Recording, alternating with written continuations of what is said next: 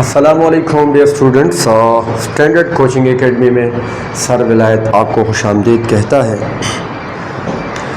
पिछली वीडियो में हमने कराची बोर्ड फ़िज़िक्स 2025 के MCQs थॉरली आपको समझाए हैं। उम्मीद है आपने हमारी वीडियो मुलाहिज़ा फरमाई होगी। आज की वीडियो में हम इंशाअल्लाह फ़िज़िक्स 2025 कराची बोर्ड की जो सेक्शन बी है SAQs शॉर्ट आंसर क्वेश्चन जो है हम इंशाल्लाह उसको शुरू करने जा रहे हैं और इसमें हम जो है मुख्तसर तफसील के साथ आपको समझाएंगे। जो उसकी थ्योरी होगी वो आपको समझाएंगे। इसके अलावा जो डेरिवेशन वगैरह होगी, जो समझने समझाने की चीज़ें होंगी, वो उसमें इंशाल्लाह हम आपको कोशिश करेंगे कि उसको हम आपको पूरी की पूरी जो है समझाएं। तो स्टूडेंट से मेरी गुजारिश है कि वीडियो जो है वो स्किप मत करें, पूरी वीडियो आखिर तक वीडियो देखिए ताकि आपको फ़ायदा हो जाए। पूरा जो है जो आप लेक्चर सुनेंगे और पूरी वीडियो देखेंगे तो इंशाल्लाह आपको फ़ायदा होगा। तो सेक्शन बी का SAQs का जो फर्स्ट क्वेश्चन है वो है what do you mean by resolution of a vector. सवाल है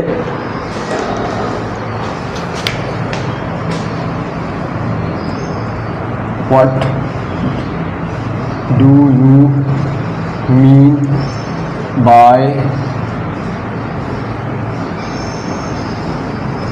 resolution of a vector. What do you mean by resolution of a vector? Also split the vector into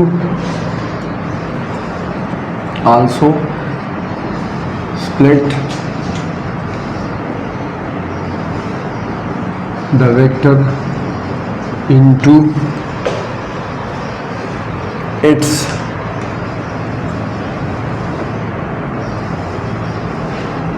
perpendicular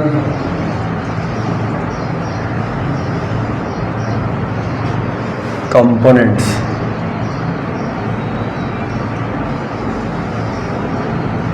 जी तो students पढ़ लीजिएगा मेरे साथ। What do you mean by resolution of a vector? Also split the vector into its perpendicular components. तो ये जो है हमारे पास क्वेश्चन नंबर 2 है, जो कि क्वेश्चन नंबर फर्स्ट क्वेश्चन है सेक्शन बी का। इसमें आपसे कहा जा रहा है कि रिजोल्यूशन ऑफ अ वेक्टर का क्या मतलब है, रिजोल्यूशन ऑफ वेक्टर का क्या मतलब है, और फिर उसके बाद ये जो वेक्टर होता है उसको हम परपेंडिकुलर कंपोनेंट्स हैं, उसके परपेंडिकुलर कंपोनेंट्स में कैसे रिजॉल्व करेंगे, कैसे स्प्लिट करेंगे, कैसे तकसीम करेंगे। तो सबसे पहले जो है मतलब इसका जो है हेडिंग आप डालेंगे रिजोल्यूशन ऑफ वेक्टर, ठीक है ना। तो रिजोल्यूशन ऑफ वेक्टर क्या होता है, आपने सोल्यूशन लिखा और आपने हेडिंग डाली रिजोल्यूशन ऑफ वेक्टर। जैसा कि मैंने आपको वीडियो के शुरू में बता दिया है कि हम यहाँ पर मुख्तसर तफसील के साथ आपको समझाएंगे, तो आप समझ लीजिएगा। रिजोल्यूशन ऑफ वेक्टर का मतलब होता है the decomposition of a vector into its components is called resolution of a vector. मुख्तलिफ डेफिनेशन हो सकती है, हो सकता है टेक्स्ट बुक में थोड़ा सा और डिफरेंट वे में लिखा होगा, इसी तरह जो की बुक्स हमारे पास मार्केट में आ रही हैं उसमें कुछ और अंदाज में लिखा होगा। मकसद ये है कि किसी भी वेक्टर क्वांटिटी को उसके परपेंडिकुलर कंपोनेंट्स में तकसीम करने के अमल को रिजोल्यूशन ऑफ वेक्टर कहते हैं। यानी किसी भी वेक्टर के हॉरिजॉन्टल और वर्टिकल कंपोनेंट्स अलग अलग मालूम करना, इस अमल को क्या बोलेंगे, रिजोल्यूशन ऑफ वेक्टर, ठीक है ना। जो शॉर्टकट इसकी डेफिनेशन है। उसके बाद लिखा हुआ है splitting the vector into its perpendicular components. अगर इसकी डिटेल में जाए, एक्सप्लेनेशन में जाए, तो लिखा हुआ है अ फोर्स यानी a vector quantity may be split into its components usually perpendicular to each other. आमतौर पर जो मतलब इसके किसी भी वेक्टर के जो परपेंडिकुलर कंपोनेंट्स होते हैं और वो एक दूसरे से परपेंडिकुलर होते हैं, एक दूसरे के परपेंडिकुलर होते हैं, यानी 90 के एंगल से एक दूसरे के साथ होते हैं। The components are called perpendicular components and the process is known as resolution of vector. जिस तरह मैंने आपको पहले बता दिया, किसी भी वेक्टर के हॉरिजॉन्टल कंपोनेंट्स और वर्टिकल कंपोनेंट्स एक दूसरे के साथ बिल्कुल 90 के एंगल से मतलब जुड़े होते हैं, ठीक है। और ये जो प्रोसेस है इसको रिजोल्यूशन ऑफ वेक्टर बोलते हैं। इसमें मुख्तलिफ उसके मतलब एक कुलिया बनाना पड़ता है, मालूम करना होता है, या फिर उसका फार्मूला मालूम करना पड़ता है। The process of splitting of a vector into mutually perpendicular components is called resolution of vector. फिर उसके परपेंडिकुलर कंपोनेंट्स मालूम करना, इसको रिजोल्यूशन ऑफ वेक्टर कहते हैं। आगे लिखा हुआ है given force shows a force represented by a line segment O A. ठीक है, हम आपको एक डायग्राम से शो कर रहे हैं, देखें। मिसाल के तौर पर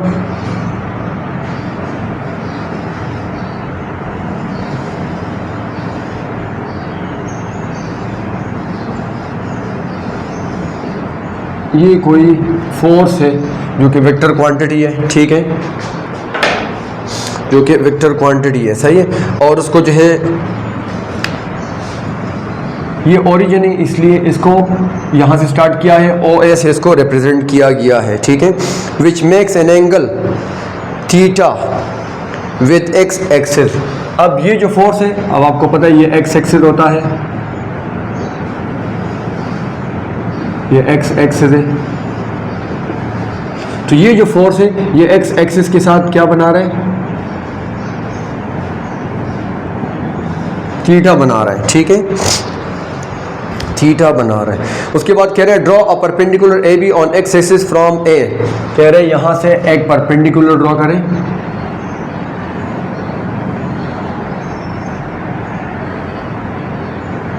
ये देखिए, और ये आपको पता है ये हमारा ऑलरेडी वाई एक्सिस होता है, ठीक है। यहाँ से एक परपेंडिकुलर ड्रॉ किया और इसको हमने कहा बी। अब परपेंडिकुलर तो आपको पता है ये 90 का एंगल बनाएगा इसके साथ, ठीक है, 90 का एंगल बनाएगा, सही है। उसके बाद जो है लिखा हुआ है the components O B is equal to F X and B A is equal to F Y, the perpendicular to each other, they are perpendicular to each other, they are called the perpendicular components of O A is equal to F. अब आप इसमें देखें, इसमें जो perpendicular components होंगे इसमें वो क्या होंगे,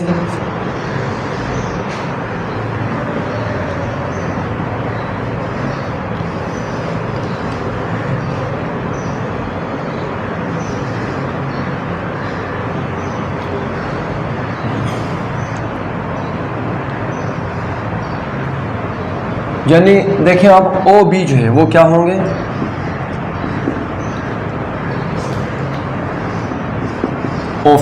एफ एक्स होंगे, यानी एफ के जो है एक्स कंपोनेंट्स होंगे, वेक्टर एफ के एक्स कंपोनेंट्स होंगे। इसी तरह ओ ए जो है ए बी,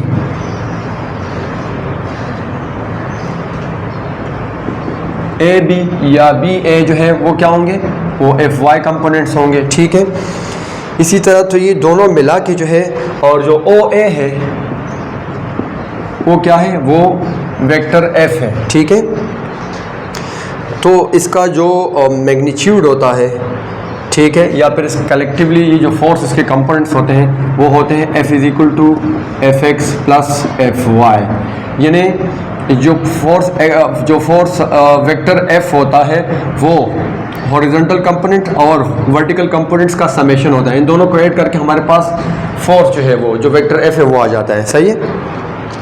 अब अगर इसकी बारी बारी जो है, जो बाकायदा अगर हॉरिजॉन्टल और वर्टिकल कंपोनेंट्स के लिए जो फार्मूला है अगर वो हम ड्रा करना चाहें तो इसके लिए हम ट्रिग्नोमेट्रिक रेशियो इस्तेमाल करते हैं। आप लिखेंगे यूजिंग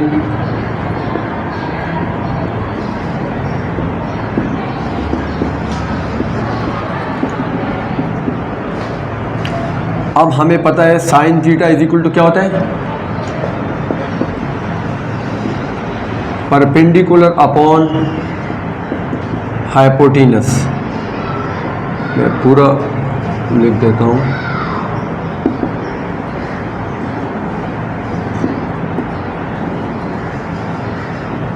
परपेंडिकुलर अपॉन हाइपोटेनस। अब इस डायग्राम में अगर आप देखें तो परपेंडिकुलर हमारे पास क्या है, ए बी है,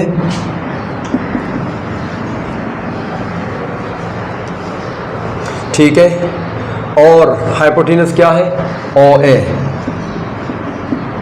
ठीक है। तो अब अगर आप ए बी को देखें तो ए बी क्या है, इस तरह हमने कहा था यहाँ पर ए बी जो है वो एफ वाई कंपोनेंट से, और ओ बी जो है हमने कहा था उसको एफ एक्स, तो ये एफ एक्स को रिप्रेजेंट कर रहे हैं, ठीक है। तो ए बी कितना हो जाएगा, एफ वाई, AB और OA जो है वो F के बराबर है, तो इधर F आ जाएगा, ठीक है। अब अगर हमें जो है FY के लिए जो कि वर्टिकल कंपोनेंट्स कहलाते हैं, अगर यहाँ से हम देखो FY मालूम करें तो आप FY को इधर छोड़ें, यानी ये इसके साथ है, ठीक है ना। FY इक्वल टू क्या हो जाएगा, F इधर डिवाइड हो रहा है, इधर इसके साथ साइन के साथ क्या हो जाएगा, मल्टीप्लाई हो जाएगा, ठीक है। तो FY equal to F sine theta.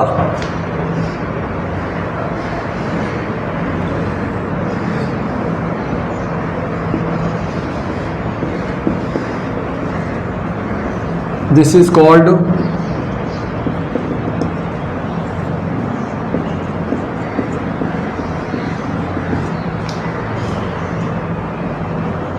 vertical components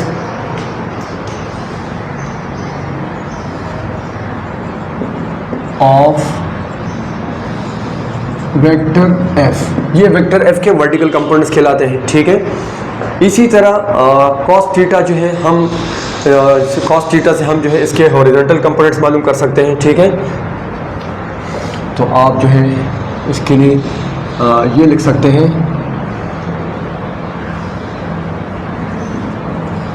cos theta is equal to, या इससे पहले अगर आप हेडिंग डाल दें जिस तरह यहाँ पर जो है आप लिखें for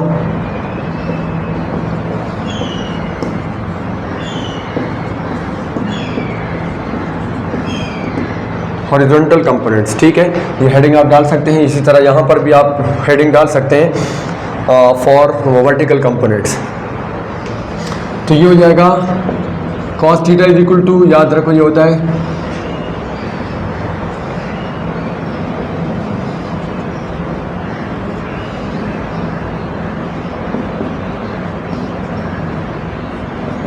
base upon hypotenuse. cos theta is equal to base upon hypotenuse. अब बेस क्या है, OB, हाइपोटेनस क्या है, OA।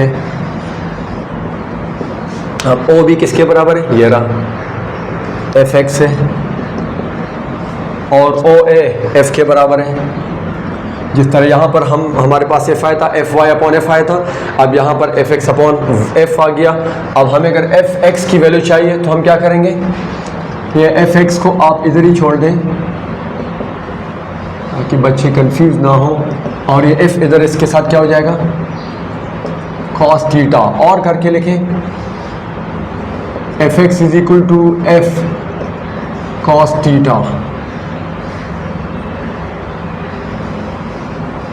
ये हमारे पास हॉरिजॉन्टल कंपोनेंट्स आ गए, और इसके लिए आप नीचे लिख सकते हैं this is called a formula, या this is called horizontal components of vector F, ठीक है। ये वेक्टर F के हॉरिजॉन्टल कंपोनेंट्स हैं। इससे पहले हमने वर्टिकल कंपोनेंट्स मालूम कर दिए हैं, ठीक है।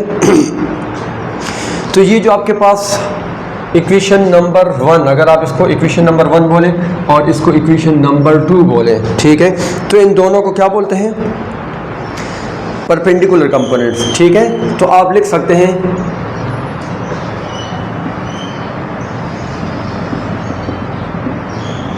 From equation 1 and 2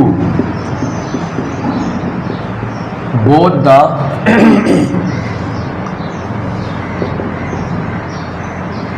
vertical and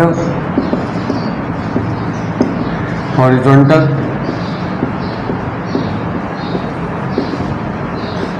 are called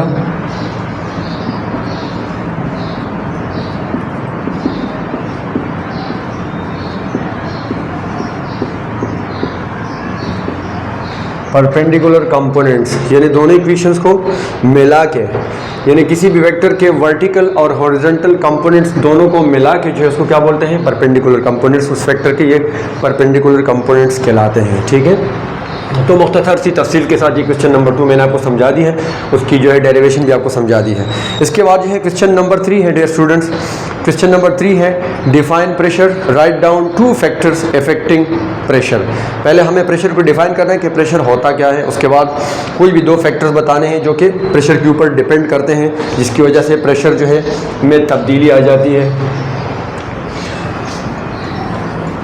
तो हम ये सवाल जो है आपके सामने थोड़ा सा एलाबोरेट करते हैं। इवन इसमें कोई डेरिवेशन तो नहीं है, लेकिन मुख्तसर सी एक्सप्लेनेशन के साथ हम इसको इंशाल्लाह आपके सामने समझाएंगे आपको। सवाल है question number 3।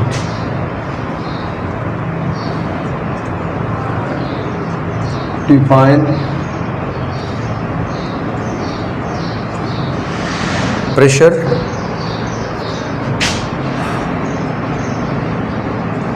Write down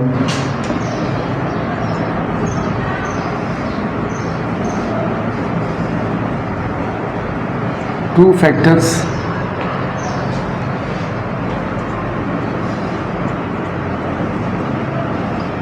affecting pressure. सबसे पहले हमें प्रेशर को डिफाइन करना है, उसके बाद जो है प्रेशर के ऊपर जो दो फैक्टर्स डिपेंड करते हैं जिसकी वजह से प्रेशर जो है चेंज होता है या फिर उसमें तब्दीली आती है, ठीक है, उसको हमने डिस्कस करना है। तो प्रेशर की जो शॉर्टकट डेफिनेशन है डियर स्टूडेंट्स, उसमें वो ये है, द फोर्स एक्टिंग नॉर्मली पर unit area on the surface of a body is called pressure, ठीक है। अगर आप डेफिनेशन को देखें तो इसकी जो मैथमेटिकली जो है हम इसको लिख सकते हैं,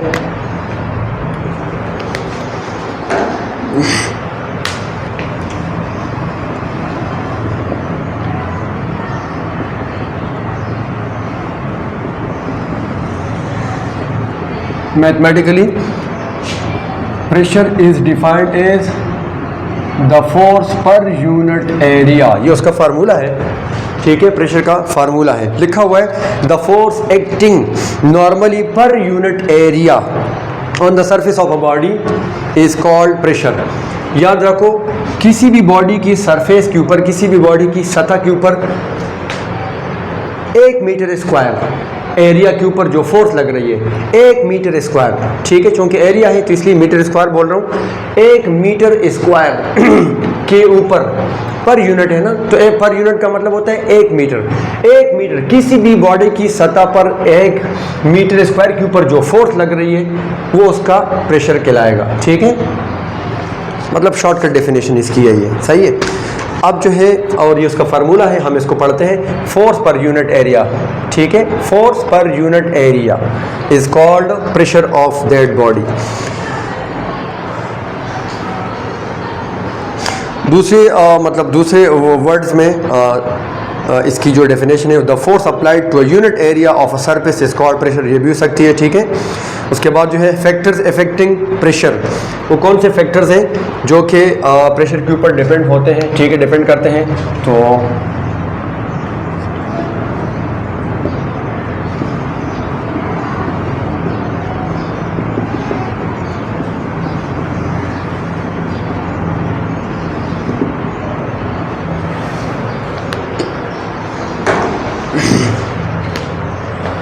नंबर 1 है उसमें डेप्थ, नंबर 1 है उसमें डेप्थ। डेप्थ का मतलब होता है डियर स्टूडेंट्स गहराई, ठीक है ना।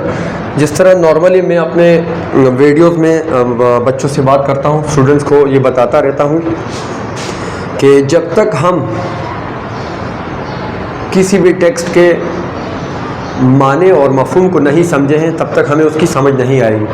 इसलिए अक्सर जो है मेरा इस चीज़ के ऊपर ज़्यादा फोकस होता है और मैं इस चीज़ के ऊपर एम्फसाइज़ करता हूँ कि आप लोग जो है जब भी कोई इंग्लिश पढ़ते हैं, चाहे वो बायो है, चाहे वो फिज़िक्स है, चाहे वो मैथ है, केमिस्ट्री है, जो भी सब्जेक्ट है, उनकी प्रॉपर जो है मतलब अपनी मदर टंग में उसको समझा करें कि उसका मतलब और मफहूम क्या है, ठीक है। इसलिए मैं अक्सर जो है ये चीज़ के ऊपर ज़्यादा फोकस करता हूँ कि हमें अपने अल्फाज में समझ आनी चाहिए। इंग्लिश अगर हम पढ़ेंगे और हमें समझ नहीं आएगी तो फिर जो है मतलब हमारी जो मेहनत है वो फजूल है, सही। इसलिए डेप्थ का मतलब होता है गहराई, ये तो हर किसी को पता है, लेकिन कहने की बात आ गई है तो इसी वजह से मैंने आपको ये बात समझा दी कि हमें हर बात को समझना चाहिए कि हमसे क्या पूछा जा रहा है, हर सवाल हमें समझना चाहिए। तो डेप्थ कैसे जो है वो मतलब प्रेशर के ऊपर डिपेंड करता है। Pressure is directly proportional to depth. खैर अगर हम सपोज करें कि P इज़ फॉर प्रेशर, ठीक है, और D फॉर डेप्थ है, ठीक है, P is directly proportional to depth. Suppose क्या कि P जो है फॉर प्रेशर है और D फॉर डेप्थ है, तो कह रहे कि ये दोनों क्या है, डायरेक्टली प्रोपोर्शनल है। अब फिजिक्स में डायरेक्टली प्रोपोर्शनल का मतलब क्या होता है, अगर एक चीज़ बढ़ती है, अगर एक क्वांटिटी बढ़ेगी तो दूसरी भी बढ़ेगी, अगर एक क्वांटिटी कम होती है तो दूसरी भी कम होगी। इंक्रीज इंक्रीज, डिक्रीज डिक्रीज, ठीक है, ये डायरेक्टली प्रोपोर्शनल होता है। मकसद क्या है इसका, the deeper one dives into water greater will be the pressure. इसकी एग्जांपल आपको, फॉर एग्जांपल आपको समझा दिया है। जो डीपर जो डाइवर होता है, जो गोताखोर तैरने वाले होते हैं, कह रहे हैं अगर वो ज़्यादा गहराई तक गोता लगाएंगे, जितना ज़्यादा गहराई में गोता लगाएंगे उतना ही उसके ऊपर पानी का प्रेशर ज़्यादा होगा। सही है, जितनी ज़्यादा गहराई उतना ही उसकी बॉडी के ऊपर पानी का प्रेशर, ठीक है। और जितना वो ऊपर होगा गोताखोर या तैरने वाला, ठीक है, तो मतलब ऊपर जो है पानी की सतह के करीब करीब होगा, उसके जिस्म के ऊपर पानी का प्रेशर, पानी का दबाव उतना ही कम होगा। सही है, तो जितनी गहराई उतना ही प्रेशर, जितनी कम गहराई उतना कम प्रेशर, ठीक है, डायरेक्टली प्रोपोर्शनल है। दूसरा जो है एक और फैक्टर है जिसको, एक और फैक्टर है वो है डेंसिटी, और इसको उर्दू में बोलते हैं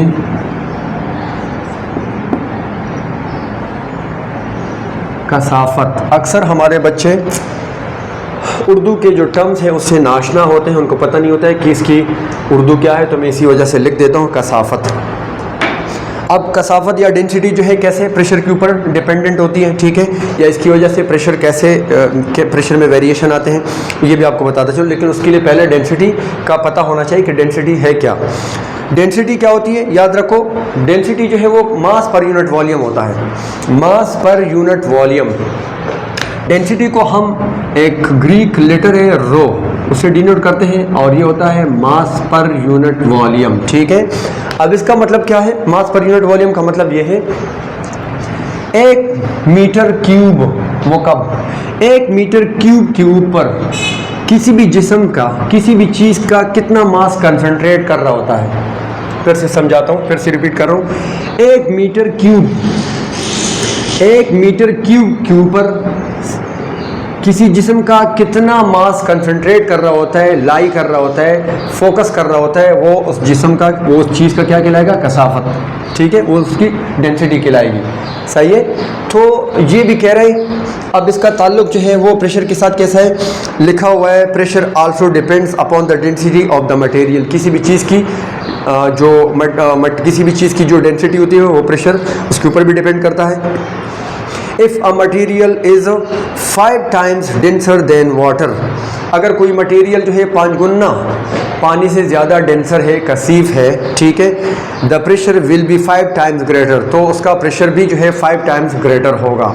सही है, इसका मतलब क्या है, यहाँ पर भी जो है पानी के साथ इसका डायरेक्टली प्रोपोर्शनल जो है ताल्लुक है। अगर कोई चीज़ 5 टाइम्स जो है वो डेंसर है देन वाटर, अगर कोई चीज़ 5 गुना पानी से ज़्यादा कसीब है, उसकी डेंसिटी ज़्यादा है, तो उसकी जो प्रेशर होगी, ठीक है, वो भी 5 टाइम्स ग्रेटर होगी, वो भी 5 गुना ज़्यादा होगी। सही है, उसका जो प्रेशर होगा वो भी 5 गुना ज़्यादा होगा, ठीक है। इसकी यही बस डिटेल है डेंसिटी की। उसके बाद जो है क्वेश्चन नंबर 4 है,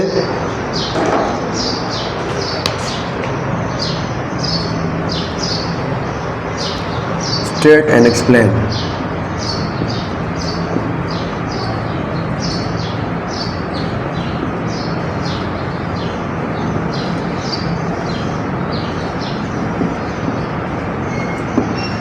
state and explain Hooke's law. State and explain Hooke's law. Hooke's law को हम एक्सप्लेन करने जा रहे हैं।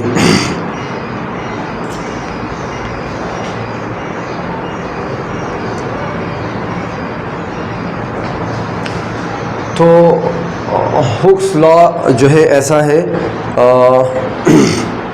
हुक्स लॉ लिखा हुआ है, Hooke's law states that within elastic limit the displacement produced in the spring is directly proportional to the force applied. Force और स्प्रिंग का एक ताल्लुक जो है वो दरियाफ्त किया था, इंट्रोड्यूस किया था हुक्स ने, ठीक है, जो कि कोई फिजिस्ट था, ठीक है, उसने ये जो है रिलेशनशिप डेवलप किया है। वो कह रहे हैं कि विद इन इलास्टिक लिमिट, लचकदार हद के अंदर, ठीक है ना, लचकदार हद के अंदर the displacement is directly proportional to the force applied. जो डिस्प्लेसमेंट होगी फोर्स अप्लाई करने के बाद, ठीक है, वो directly proportional to the force होगी। क्या मतलब है इसका?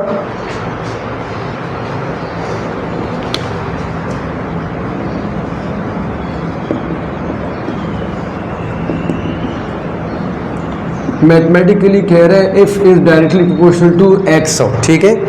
अब ये जो फोर्स है F क्या है? फोर्स अप्लाइड है और X जो है वो डिस्प्लेसमेंट प्रोड्यूस्ड है, ठीक है ना। तो ये जो है F is directly proportional to X है, यानी फोर्स जो है वो डायरेक्टली प्रोपोर्शनल टू X है। इसका मतलब ये है, जिस तरह मैंने आपको पहले सवाल में बता दिया, जितनी ज़्यादा आप फोर्स लगाएंगे स्प्रिंग के ऊपर उतना ही वो खिंच जाएगा, ठीक है ना, उतनी ही उसके अंदर जो है डिस्प्लेसमेंट पैदा होगी। मिसाल के तौर पर ये देखें आप,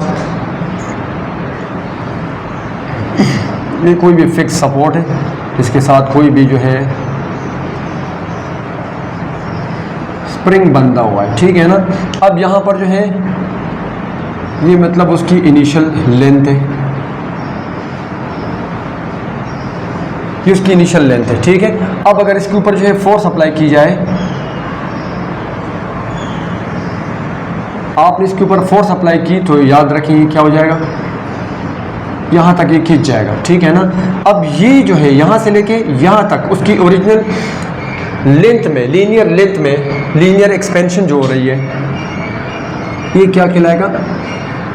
ये x कहलाएगा, ठीक है। मीन पोजीशन से उसके अंदर जो डिस्प्लेसमेंट पैदा हो रही है, यानी उसकी लंबाई में जो इजाफा हो रहा है, किस वजह से? फोर्स की वजह से, उसको क्या बोलते हैं? डिस्प्लेसमेंट, ठीक है। ये आपने इसके ऊपर देखे फोर्स लगाई है, यहाँ पर भी फोर्स लग गई है तो कह रहे विद इन इलास्टिक लिमिट, ठीक है, ये इसके साथ कंडीशन है विद इन इलास्टिक लिमिट, यानी एक ख़ास हद के अंदर। मिसाल के तौर पर ये जो स्प्रिंग, अगर आप उसको ज़्यादा, उसके ऊपर ज़्यादा फोर्स लगाएंगे और आप तो बहुत ज़्यादा स्प्रिंग जो है बहुत ज़्यादा खींच जाएगा, जिसकी वजह से उसको वो जो स्प्रिंग है वो टूट जाएगा, ख़त्म हो जाएगा, ठीक है। तो इसी वजह से एक ख़ास हद तक जो है आपके पास इसकी एक लिमिट होती है, जहाँ तक आप स्प्रिंग को खींच सकते हैं, सही है। उसके बाद अगर आप मज़ीद खींचेंगे तो वो मतलब उसके टूटने का खदशा होता है, चांसेस होते हैं। तो याद रखें ये उसकी ओरिजिनल लेंथ है, अभी हमने उसको इसके ऊपर फोर्स नहीं लगाई है, ठीक है। जब हमने फोर्स लगा दी तो इतना जो है खिंच गया है, ये क्या है? ये जो फोर्स की वजह से ये खिंच गया है, ये इसको डिस्प्लेसमेंट कहते हैं। तो कह रहे हैं जितनी ज़्यादा फोर्स हो उतनी ही ज़्यादा डिस्प्लेसमेंट, उतनी ही उसके अंदर खिंचाव पैदा होगी, सही है। ये इसकी मतलब वो है, लॉजिक है। उसके बाद फिर जो है आपको पता है कि जब भी प्रोपोर्शनलिटी का साइन ख़त्म होता है तो हम कोई कांस्टेंट लगाते हैं और x हो जाएगा, फिर उसके लिए k x, ये k जो है स्प्रिंग कांस्टेंट कहलाता है। हुक्स ने इसको स्प्रिंग कांस्टेंट कहा है, ठीक है, प्रोपोर्शनलिटी का कांस्टेंट होता है। और यहाँ पर अगर आप देखें तो उसके साथ इसने माइनस का साइन भी लगाया है, ठीक है। अब माइनस का साइन क्या शो कर रहा है? याद रखें इस स्प्रिंग के ऊपर हम जो फोर्स लगा रहे हैं, अब यहाँ पर हम देखें फोर्स हम इस तरफ लगा रहे हैं, मिसाल के तौर पर इस तरफ लगा रहे हैं, जबकि स्प्रिंग के अंदर जो रिस्टोरिंग फोर्स है वो इस तरफ है, ठीक है। स्प्रिंग के ऊपर हम फोर्स इस तरफ लगा रहे हैं ताकि हम उसको खींचें, जबकि स्प्रिंग के अंदर स्प्रिंग अपने आप को अपनी इनिशियल पोजीशन के ऊपर बहाल करने की कोशिश जो है वो करेगा। तो इसी वजह से फोर्स की डायरेक्शन इस तरफ है और रिस्टोरिंग फोर्स जो कि स्प्रिंग के अंदर है वो उसका डायरेक्शन इस तरफ है, अपोजिट डायरेक्शन है। तो याद रखो ये नेगेटिव साइन जो है वो क्या अपोजिट डायरेक्शन जो है आपको शो कर रहा है, सही है। Negative sign opposite direction show कर रहा है, ठीक है। एक्सप्लेनेशन जो है इसकी यही है, ठीक है। Hooke's law is applicable to all kinds of deformation and all types of matter, that is solid, liquid and gases within certain limit. एक सर्टन लिमिट के अंदर जो है हम इसको तमाम जो है डिफॉर्मेशन यानी जो बिगाड़ की सूरतें होती हैं, ठीक है, जिसके ऊपर हम फोर्स लगाते होते हैं और किसी जिस्म के अंदर बिगाड़ यानी उसकी शक्ल सूरत जो है ख़राब हो जाए तो उसके ऊपर हम ये लॉ अप्लाई कर सकते हैं। और तीनों सॉलिड, लिक्विड और लिक्विड में और गैसेस में हम इसको इस्तेमाल कर सकते हैं। This limit tells the maximum force और stress that can be safely applied on a body without causing permanent deformation in its length, volume और शेप। ये जो फोर्स है, ठीक है, ये जो इलास्टिक लिमिट है हमें ये बता रही है, ठीक है, कि ये जो है इसकी वजह से ये एक सेफली फोर्स होती है, ठीक है, एक मैक्सिमम लिमिट होती है जिसके अंदर जो है हम उसके ऊपर अगर फोर्स अप्लाई करें तो उसकी वॉल्यूम में, उसकी लेंथ में और उसके शेप में बस उतना ही इजाफा होगा। अगर उससे मज़ीद जो है जो इलास्टिक लिमिट है अगर उससे हम ज़्यादा फोर्स अप्लाई करेंगे तो फिर उसकी जो वॉल्यूम है, लेंथ है और या फिर शेप है वो मुकम्मल तौर पर बिगड़ जाएगी, ख़त्म हो जाएगी। सही है। तो ये इलास्टिक लिमिट का ये मतलब होता है कि मैक्सिमम जो है बस यहीं तक हमारे पास चांस होता है और यहीं पर जो है हम उसको कर सकते हैं, खींच सकते हैं या फिर अप्लाई कर सकते हैं। आगे लिखा हुआ है फोर्स इज़ रिमूव्ड और shape after the deforming force is removed beyond this limit spring deforms permanently. अगर मिसाल के तौर पर इसके बाद आप मज़ीद फोर्स इसके ऊपर लगाएंगे तो जो स्प्रिंग है वो डिफॉर्म हो जाएगा, वो टूट जाएगा और इसी तरह फिर जो है जो एक्सपेरिमेंट होगा उसका कोई फ़ायदा नहीं होगा। ठीक है। तो ये जो है यहाँ सपोज मैंने इसको यहीं तक खींचा है तो ये उसकी लिमिट है, ठीक है, सर्टन लिमिट है जिसके बाद में मज़ीद उसके ऊपर फोर्स नहीं लगा सकता। ठीक है। तो ये थे जो है डियर स्टूडेंट्स क्वेश्चन नंबर 4 और 3 जो कि मैंने आपको अभी समझा दिए हैं। आज की वीडियो में हमने आपको कराची बोर्ड फिजिक्स के SCQs यानी सेक्शन बी का क्वेश्चन नंबर 2, 3 और 4 समझा दिया है। डेरिवेशन आपको पूरी समझा दिया है और बाकी जो थ्योरी होती है उसको मुख्तसर तफसील के साथ आपकी खिदमत में पेश की है। उम्मीद है इंशाअल्लाह आपको ये वीडियो पसंद आई होगी और थैंक यू सो मच कि आप लोगों ने हमारी वीडियो यहाँ तक देखी। शुक्रिया। और मज़ीद वीडियोज़ के लिए जो है हमारे चैनल को सब्सक्राइब कीजिएगा और हमारी पूरी वीडियो देखिएगा। अस्सलामु अलैकुम।